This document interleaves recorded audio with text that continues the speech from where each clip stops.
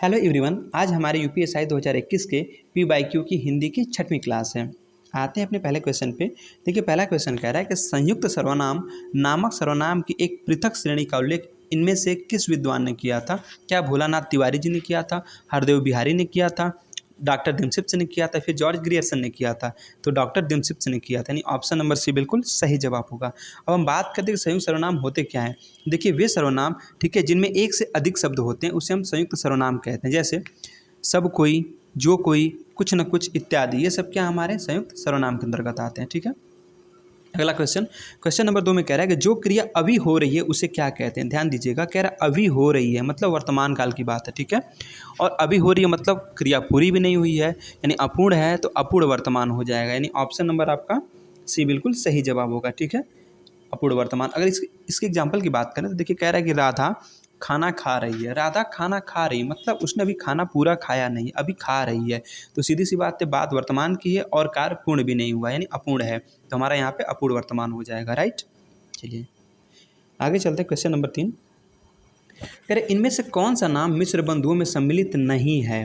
देखिए, मिश्र बंधु 3 भाई थे। कौन थे? गणेश बिहारी थे, सुखदेव बिहारी थे और श्याम बिहारी भी थे, लेकिन कृष्ण बिहारी इनमें नहीं थे, यानी ऑप्शन नंबर डी बिल्कुल आपका सही जवाब हो जाएगा। ठीक है, कृष्ण बिहारी। तो क्या पूछा था आपसे कि इनमें से कौन सा नाम मिश्र बंधुओं में सम्मिलित नहीं है? तो आपके गणेश बिहारी भी हैं, सुखदेव बिहारी भी हैं, श्याम बिहारी भी, लेकिन कृष्ण बिहारी नहीं है। ठीक है, चलिए क्वेश्चन नंबर 4 कह रहा कोई आ रहा है, वाक्य में कौन सा सर्वनाम है? कोई आ रहा है, कहीं ना कहीं अभी अनिश्चितता का बोध हो रहा है। ठीक है, तो हमारा यहाँ पे अनिश्चयवाचक सर्वनाम हो जाएगा, यानी ऑप्शन नंबर सी बिल्कुल सही जवाब होगा। अगर हम बात करें निजवाचक की, तो जिस सर्वनाम का हम खुद के लिए प्रयोग करते हैं, जैसे मैं स्वयं चला जाऊंगा, मैं अपने आप ही खाना खा लूँगा। ठीक है, तो ये क्या हमारे निजवाचक सर्वनाम, जिसका हम खुद के लिए स्वयं के लिए प्रयोग करते हैं। और निश्चयवाचक में जहाँ किसी वस्तु की किसी वस्तु या व्यक्ति की निश्चितता का बोध होता है, ठीक है, उसे हम निश्चयवाचक सर्वनाम कहते हैं। चलिए आगे चलते हैं। क्वेश्चन नंबर 5 क्या राम बाजार जा रहा है का संदिग्ध भूतकाल में रूपांतरण क्या होगा? राम बाजार जाएगा, राम बाजार गया था, शायद राम बाजार जाए या राम बाजार गया होगा। तो ऑप्शन नंबर डी बिल्कुल सही जवाब होगा, क्योंकि हमें कन्वर्ट करना है संदिग्ध भूतकाल में। ठीक है, जहाँ पे एक संदेह की भावना होती है भूतकाल में, तो राम बाजार गया होगा। अभी देखिए यहाँ पे एक संदेह है ना, गया होगा कि नहीं गया होगा। ठीक है, तो हमारा ऑप्शन नंबर डी बिल्कुल सही जवाब होगा कि राम बाजार गया होगा।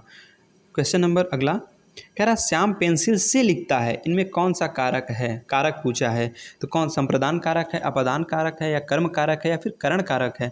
तो आपका ऑप्शन नंबर जो सी बिल्कुल सही जवाब होगा। ठीक है, कौन सा? करण कारक। देखिए, कह रहा है कि श्याम पेंसिल से लिखता है। अगर हम बात करें इसकी विभक्ति की, तो जो करण कारक है ना, इसकी विभक्ति से या के द्वारा होती है। देखिए से आया ना, तो हमारा करण कारक हो गया। आगे चलते हैं, अगला क्वेश्चन कह रहा इनमें से, ठीक है, इनमें से लड़ाई में प्रयुक्त प्रत्यय कौन सा है? अब बात करते हैं कि प्रत्यय होते क्या हैं, तो जैसा कि हमने पिछले प्रैक्टिस सेट में आपको बताया था कि प्रत्यय जो हमारे वे शब्दांश होते हैं जो शब्द के अंत में जुड़ते हैं, और उपसर्ग क्या होते हैं, ये भी एक शब्दांश होते हैं। ठीक है, ये कहाँ जुड़ते हैं? ये शब्द के प्रारंभ में जुड़ते हैं। ठीक है, तो हमसे क्या पूछा है? प्रत्यय, यानी शब्द के पीछे जुड़ा होगा। तो क्या छोटी ई है, बड़ी ई है, आई है, या फिर आई है? तो आपसे पूछा है लड़ाई, लड़ाई में कौन सा प्रत्यय है? आई प्रत्यय है, यानी ऑप्शन नंबर आपका डी बिल्कुल सही जवाब होगा। अगर हम बात करें प्रत्यय की, तो प्रत्यय हमारे दो प्रकार के होते हैं। ठीक है, एक होता है कृदंत प्रत्यय और एक होता है तद्धित प्रत्यय। ठीक है, अगर हम बात करें कृदंत प्रत्यय की, तो क्रियापद या धातु के अंत में जुड़ने वाले प्रत्यय को हम कृदंत प्रत्यय कहते हैं। और तद्धित प्रत्यय क्या होते हैं? ये वे प्रत्यय होते हैं जो संज्ञा, सर्वनाम और विशेषण के पीछे लगने वाले प्रत्यय होते हैं। ठीक है, इसे हम तद्धित प्रत्यय कहते हैं। क्वेश्चन नंबर 8 कह रहा इनमें से अपेक्षा के संपादक कौन थे? ठीक है, अपेक्षा के संपादक कौन थे? ठीक है, कह रहा है एन सिंह, तेज सिंह, शिवराज सिंह बेचैन, या फिर राजेंद्र यादव। कौन थे? तो आपके थे वो तेज सिंह, यानी ऑप्शन नंबर बी बिल्कुल सही जवाब हो जाएगा। क्वेश्चन नंबर 9 कह रहा है इनमें से, ठीक है, अमानक वर्णों का विकल्प कौन सा है? क्या पूछा है आपसे? अमानक वर्ण पूछा है कि अमानक वर्णों का विकल्प कौन सा है। ठीक है, तो आपका ऑप्शन नंबर बी बिल्कुल सही जवाब हो जाएगा, भ। ठीक है, चलिए अगर हम बात करें इसकी, तो देखिए वे पूर्ण वर्ण, ठीक है, वे वर्ण जो पूर्व में ठीक है, ऐसे कह सकते हैं कि वे वर्ण जो पूर्व में तो मान्य रहे परंतु वर्तमान वर्णमाला के दृष्टिकोण से मान्य न हो उसे अमानक वर्ण कहलाते हैं। ठीक है, तो अमानक वर्ण क्या होते हैं कि वे वर्ण जो पहले क्या थे, मान्य थे, ठीक है, परंतु वर्तमान वर्णमाला के दृष्टिकोण से देखा जाए तो मान्य नहीं है, तो उसे हम अमानक वर्ण कहते हैं। ठीक है, और आपसे अमानक वर्ण ही पूछा तो वो भ है। चलिए अगला क्वेश्चन, क्वेश्चन नंबर 10 कह रहा है कुंडलिया छंद किन दो छंदों के योग से बनता है। ठीक है, कुंडलियाँ किन दो छंदों के योग से बनता है। तो आपका जो कुंडलियाँ है ना, ये अभी कल ही हमने इसकी एक ट्रिक बताई थी। इसकी ट्रिक होती है D+R, जिसे हम कहते हैं doctor. D for Doha, R for Rola. ठीक है, तो जो कुंडलिया छंद है ना, ये आपके दोहा और रोला के योग से मिलकर बनती है, यानी आपका ऑप्शन नंबर ए बिल्कुल सही जवाब हो जाएगा, दोहा और रोला। ठीक है, अगर हम बात करें कुंडलिया की, तो कुंडलिया जो है ना एक विषम मात्रिक है। ठीक है, क्या है, विषम मात्रिक और संयुक्त छंद है। इसमें जो है मतलब कुंडलिया में 6 चरण होते हैं। ठीक है, मुख्यतः यह छंद रोला तथा दोहा से बना होता है, मतलब वही कह रहे हैं D for Doha, R for Rola. ठीक है, तो जो आपका कुंडलिया है यह दोहा और रोला के योग से मिलकर बनी होती है। चलिए अगला क्वेश्चन, क्वेश्चन नंबर 11 में कह रहा है कि भाषा संवर्धिनी सभा, ठीक है, भाषा संवर्धनी सभा कहाँ स्थापित की गई थी। क्या वाराणसी में की गई थी, अलीगढ़ में, प्रयागराज में, या फिर देवरिया में की गई थी। तो आपका ऑप्शन नंबर बी बिल्कुल सही जवाब हो जाएगा, अलीगढ़। ठीक है, क्वेश्चन नंबर 12 कह रहा पहला ज्ञानपीठ पुरस्कार किस लेखक को प्रदान किया गया था। क्या ताराशंकर बंदोपाध्याय को किया गया था, जी शंकर कुरूप को किया गया था, उमाशंकर जोशी को, या फिर केवी पुष्पा को, किसको किया गया था। तो जी शंकर कुरूप को दिया गया था। ठीक है, ऑप्शन नंबर आपका बी बिल्कुल सही जवाब हो जाएगा। ठीक है, अगर हम बात करें कि पहला ज्ञानपीठ पुरस्कार, तो ये जो आपका 1965 में मलयालम लेखक जी शंकर कुरूप को दिया गया था। ठीक है, ये क्या थे, ये आपके मलयालम लेखक थे। और कब दिया गया था, 1965 ईस्वी में दिया गया था। क्वेश्चन नंबर 13 कह रहा सकर्मक क्रिया में, ठीक है, सकर्मक क्रिया में इनमें से किस पर प्रभाव पड़ता है। सकर्मक क्रिया में मतलब जो सकर्मक क्रिया होती है आपकी, इनमें ठीक है किस पर प्रभाव पड़ता है। क्या कर्म पर प्रभाव पड़ता है, क्रिया पर, कर्ता पर, या किसी पर भी प्रभाव नहीं पड़ता है। तो देखिए इसका आपका ऑप्शन नंबर ए बिल्कुल सही जवाब होगा, कर्म पर। देखो सकर्मक मतलब होता क्या है, कर्म के साथ, स मतलब साथ, कर्म मतलब कर्म। ठीक है, यानी जो कर्म के साथ होती है उसे तो हम सकर्मक कह देंगे ना, और जिसमें कर्म नहीं होता उसे अकर्मक क्रिया कहते हैं। तो आपको सीधे आपसे पूछा है कि सकर्मक क्रिया में इनमें से किस पर प्रभाव पड़ता है, तो सीधी सी बात भाई कर्म पर प्रभाव पड़ेगा, यानी ऑप्शन नंबर ए सही जवाब है। क्वेश्चन नंबर 14 कह रहा इनमें से छाया शब्द का बहुवचन क्या होगा। छाया का बहुवचन क्या है, छाया होता है, छाएं होता है, छाँव होता है, या इनमें से कोई नहीं। ठीक है, तो इसका आपका ऑप्शन नंबर ए बिल्कुल सही जवाब है, छाया का बहुवचन छाया ही होता है। क्वेश्चन नंबर 15 कह रहा निम्नलिखित में से कौन सा शब्द भाषण के लिए उपयुक्त विशेषण होगा। क्या पूछा है, विशेषण पूछा है। ठीक है, क्या कड़कड़ाती, तेज, ओजस्वी, या फिर तेजस्वी। ठीक है, कौन सा होगा इसमें, तो आपका ऑप्शन नंबर सी बिल्कुल सही जवाब होगा, तेजस्वी। ठीक है, तेजस्वी। अगर हम बात करें कि तेजस्वी का अर्थ क्या होता है, तो इसका अर्थ होता है शक्तिशाली या फिर प्रभावशाली। ठीक है, और कड़कती का अर्थ होता है जोरदार, और तेजस्वी का अर्थ मैंने बता दिया क्या होता है, तेज वाला या फिर प्रतापी। तो ओजस्वी का अर्थ होता है शक्तिशाली या प्रभावशाली, कड़कड़ाती का अर्थ आपका जोरदार होता है, और तेजस्वी का अर्थ आपका तेज वाला या फिर प्रतापी होता है। ठीक है,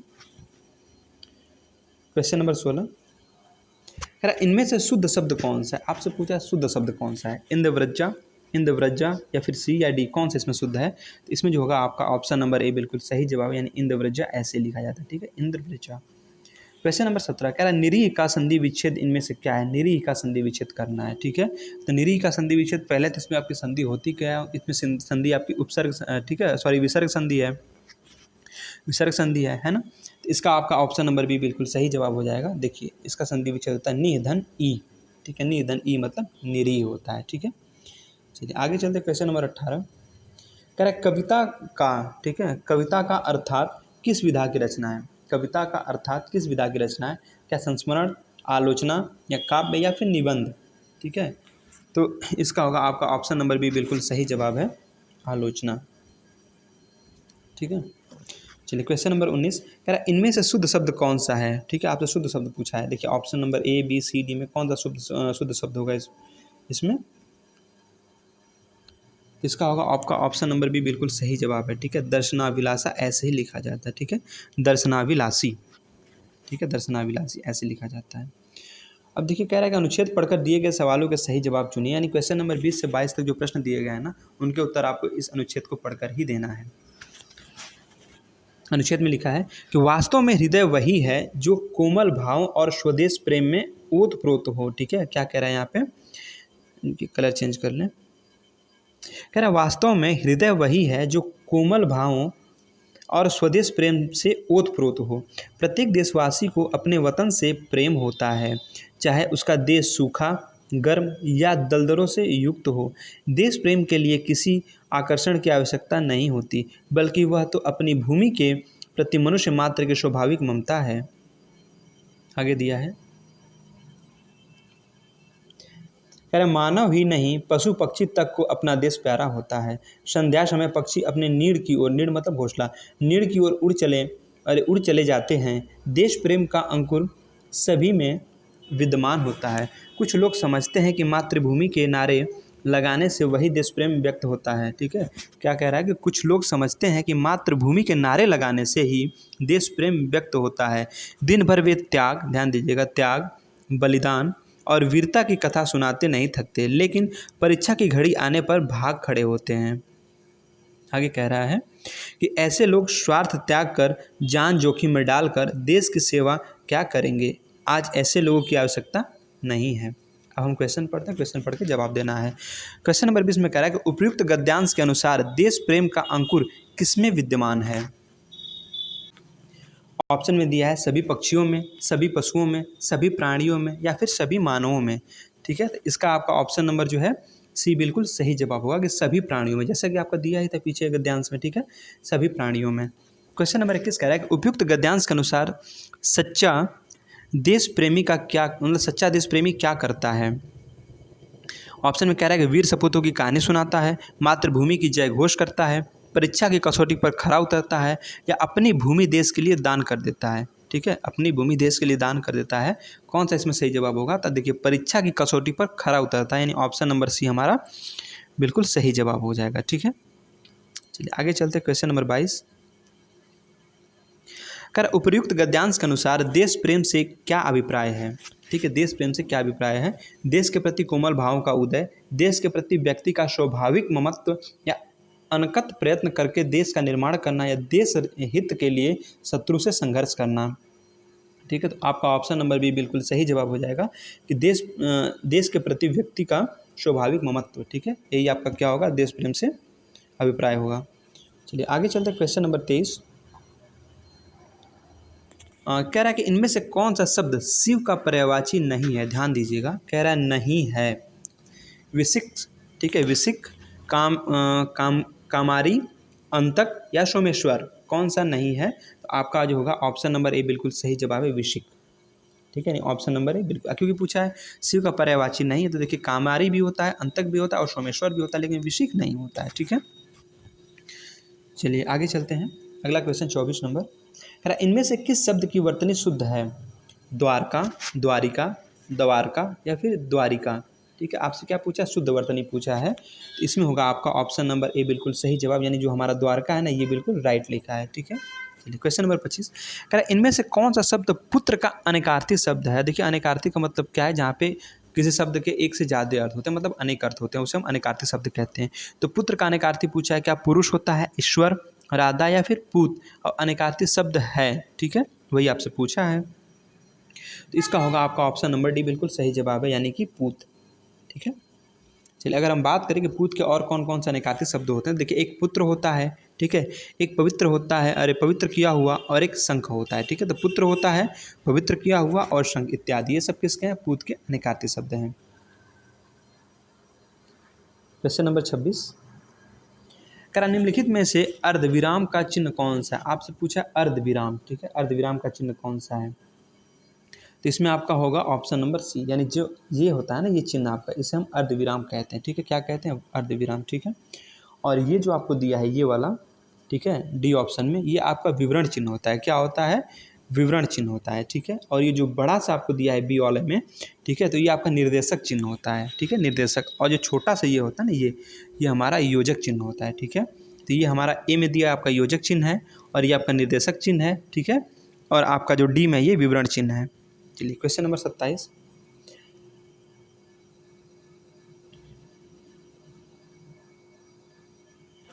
कह रहा आलम्बनत्व धर्म का साधारीकरण होता है। ठीक है, किस पंक्ति किस विद्वान की है? राममूर्ति त्रिपाठी की है, विश्वनाथ मिश्र की है, रामचंद्र शुक्ल की, फिर या गुलाब राय की है? तो ऑप्शन नंबर सी बिल्कुल सही जवाब होगा। ठीक है, यानी रामचंद्र शुक्ल जी की है। क्वेश्चन नंबर अगला 28 कह रहा इनमें से कौन सी बोली अर्धमागधी अपभ्रंश से निकली है? अर्धमागधी अपभ्रंश से निकली है, आपसे ये पूछा है। क्या बुंदेली है, भोजपुरी है, कौरवी या फिर बघेली है? ठीक है, तो आपका होगा ऑप्शन नंबर डी बिल्कुल सही जवाब, यानी कि बघेली। ठीक है, ऑप्शन नंबर डी। अगर हम बात करें सौर सैन्य अपभ्रंश तो देखिए इससे बुंदेली और कौरवी निकली है। ठीक है, सौर सैन्य अपभ्रंश से बुंदेली और कौरवी निकली है। और वहीं मागधी अपभ्रंश की बात करें तो इससे भोजपुरी निकली है। तो भोजपुरी किससे निकली है? वो आपकी मागधी अपभ्रंश से निकली है। क्वेश्चन नंबर 29 कह रहा इनमें से किस एक पत्रिका का संपादन, ठीक है आगे क्या दिया है, 1 मिनट आगे कट गया, है आपका प्रेमचंद्र। कह रहा है इनमें से किस एक पत्रिका का संपादन प्रेमचंद्र ने नहीं किया? सुधा, मर्यादा, माधुरी या फिर जागरण? ठीक है, तो आपका ऑप्शन नंबर ए बिल्कुल सही जवाब होगा, सुधा। ठीक है ना, सुधा का इन्होंने क्या किया था? संपादन नहीं किया था। चलिए आगे चलते क्वेश्चन नंबर नेक्स्ट। कह रहा है इनमें से क्रमवाचक विशेषण का उदाहरण कौन सा है? क्रमवाचक विशेषण पूछा है। दूसरा, दोनों, दूना या फिर दो? ठीक है, तो कौन सा होगा इसका आपका ऑप्शन? ऑप्शन नंबर ए बिल्कुल सही जवाब है। ठीक है, नहीं दूसरा। जैसे क्रम, पहला, दूसरा, तीसरा, ये क्या है? क्रम को बता रहा है, तो ये हमारा क्रमवाचक विशेषण है। अब विशेषण क्या होता है कि वे शब्द, ठीक है, जो संज्ञा या सर्वनाम की विशेषता को बताते हैं उसे हम विशेषण कहते हैं। और आपसे क्या पूछा था? क्रमवाचक विशेषण। क्रम मतलब पहला, दूसरा, तीसरा, चौथा, पांचवा, क्रम है, तो हमारा क्या दूसरा यहाँ पे क्रमवाचक विशेषण हो गया। ठीक है, चलिए अगर हम बात करें, देखें यहाँ पे ऑप्शन बी में दिया है दोनों। ठीक है, दोनों क्या है? तो दोनों जो है ना आपके समुदायवाचक विशेषण है। ठीक है, तो दोनों, तीनों, चारों, पांचों, ये क्या एक समुदाय को दर्शाता है ना, तो ये आपका समुदायवाचक विशेषण हो गया। लेकिन अगर हम बात करें ऑप्शन सी में दिया है दूना, तो दूना जैसे हुआ दूना, तीना, ऐसे क्योंकि आवृत्ति को बता रहा है। ठीक है, तो आवृत्तिवाचक विशेषण हो गया।